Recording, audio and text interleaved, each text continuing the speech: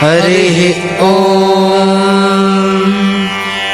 नमामि दूतं रामस्य सुखदं च सुरद्रमम् पीनवृत्तमहाबाहुं सर्वशत्रुनिवारणम् नानारत्नसमायुक्तकुण्डलादिविराजितम् सर्वदाभीष्टदातारं सतां वै दृढमावहे वासिनं चक्रतीर्थस्य दक्षिणस्थगिरौ सदा तुङ्गाम्भोधितरङ्गस्य वातेन परिशोभिते नानादेशगतैः सद्भिः सेव्यमानं नृपोत्तमैः धूपदीपादिनैवेद्यैः पञ्चखाद्यैः स्वशक्तितः भजामि श्रीहनुमन्तम्।